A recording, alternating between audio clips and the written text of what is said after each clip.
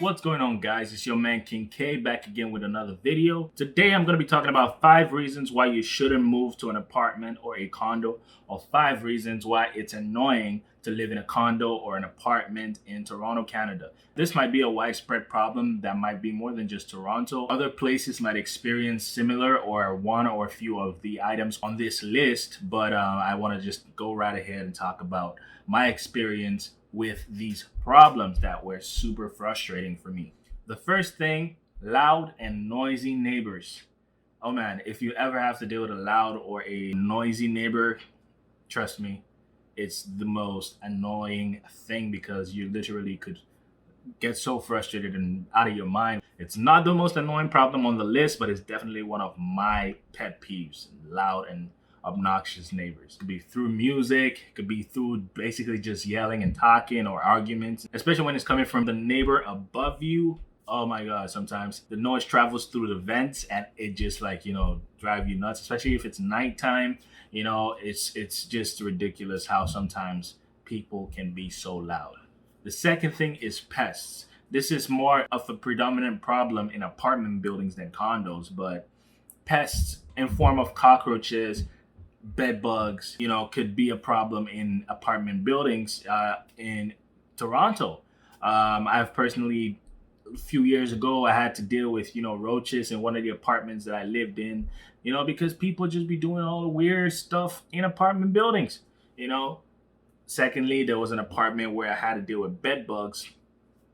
It was not fun, okay? Bed bugs are the worst.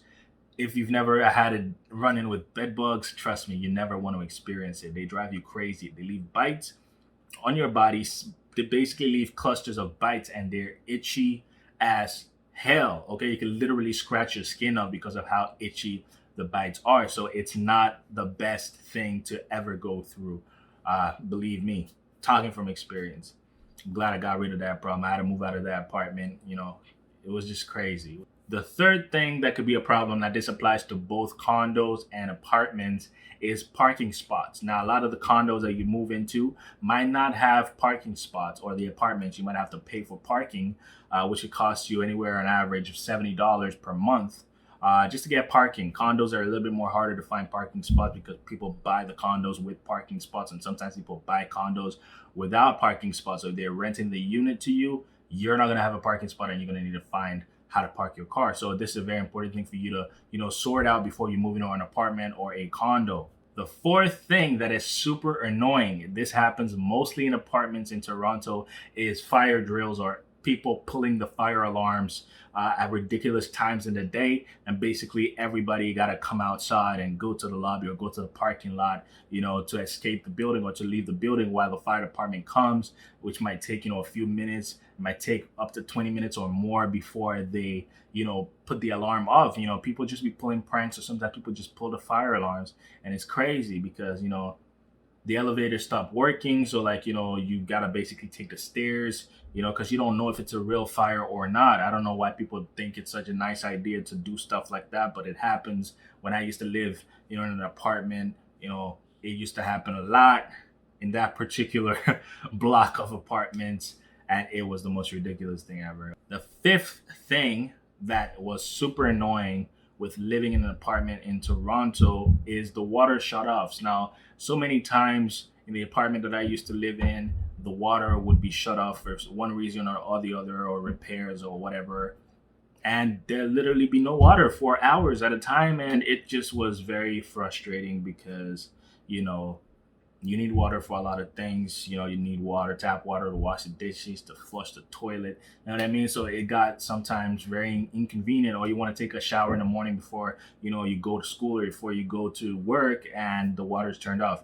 Now, the good thing about it is a lot of times they would give you notice, that it's going to be turned off at a certain date and time. So you prepare for it by leaving water maybe in a bucket, or knowing that you should go sleep over at a friend's place or whatever. So yeah, they do give you advance warnings. Same thing with the fire drills. When it's an actual fire drill, they will give you a warning that the fire department is going to be conducting testing at this date and this time. So you're ready for that. But if it's like actually a fire or a smoke detector goes off, or it's just a prank, you're going to need to come downstairs, and you're going to be probably asked to leave the building for a bit while they investigate whatever is the cause of the fire alarm. So that could be super frustrating. A bonus thing that I'll add right there is a common problem in apartment buildings and condo buildings as well, which is weed smell or cigarette smells from the other neighbors.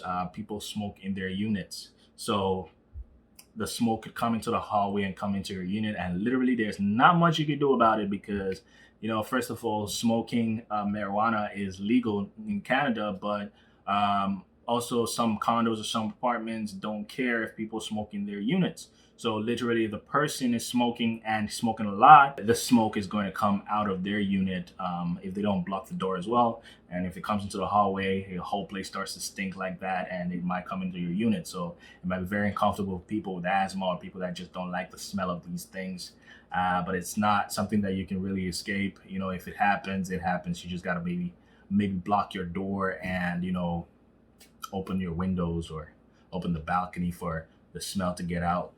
So it does really frustrate people a lot of the time because there's not much you can do about it. Like, you can report it, but it's not something that they could just literally ask people to stop doing and they automatically stop doing, because people be stubborn. You can't tell people what to do, so they're gonna do what they're gonna do unless they get kicked out, or unless the police get involved, or unless the property management gets involved. And sometimes even when the property management gets involved, like, people still don't care. They're going to do what they want to do because it's their unit. They can do whatever they want in their unit, right? So it can be a problem. So these are some of the things that you basically could face when living in an apartment building or in a condo in Toronto. It could also, like I said, apply to other parts of Canada. So let me know what your worst experience has been in an apartment building or in a condo building in Canada, and let's see what your stories are. Thank you guys so much for watching this video. It's been your man King K. I hope you found this video informative. Don't forget to like, subscribe, and comment below. Now, this is not in any way to discourage people from moving into apartments or into condos, but this is stuff that you literally should ask whoever you're renting from or buying from if these things are a problem in the building that you're going to be moving into. Because if you don't do this research, you might move in and boom, you're going to be faced with these problems. You know what I mean? The noise situation might not be something that you can very well control until you have moved in, because there's no way for the person that's renting you or selling you the place to know unless they live there, right? Then they can tell you if it is a problem. But I'm pretty sure they're not going to tell you because they want you to buy the place and they want you to rent the place. So you're going to figure it out by yourself after you don't moved in. Trust me, it's a problem sometimes.